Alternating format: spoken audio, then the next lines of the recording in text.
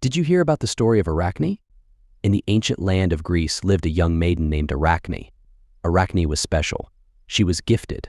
She had the ability to weave the most exquisite tapestries the world has ever seen.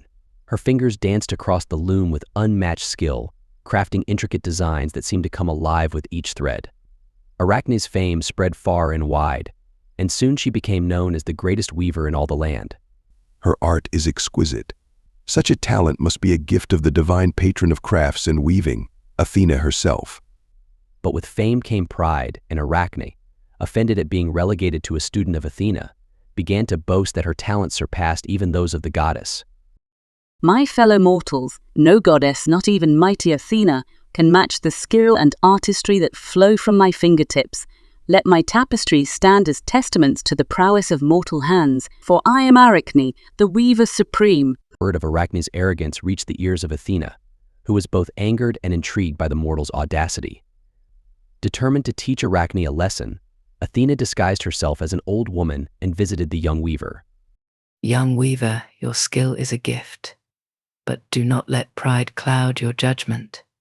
The gods value humility in mortals, and arrogance invites their ire. Remember, even the mightiest talents pale in comparison to the power of Olympus. Arachne, undeterred by the old woman's warning, responded with a defiant tilt of her chin and a flash of determination in her eyes. Respect to the gods, you say? Respect is earned, not demanded. If Athena herself wishes to challenge me, then let it be so. My talent knows no bounds, and I fear not the wrath of Olympus. Let my tapestries speak for themselves, for they shall silence even the mightiest of gods.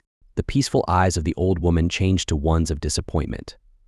Suddenly, light emerged from her body and engulfed her in flames as the goddess emerged from the cinders and revealed her true form to the crowd. A hush fell over the spectators as they gasped in realization of the gravity of the situation, witnessing the goddess herself descend to confront the mortal weaver.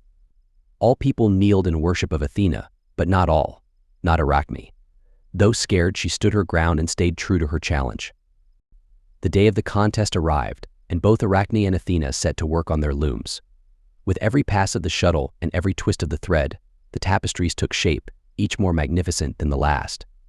Athena's tapestry was a masterpiece, a regal ode to the gods' glory, depicting in the center the mightiest of them in all their power.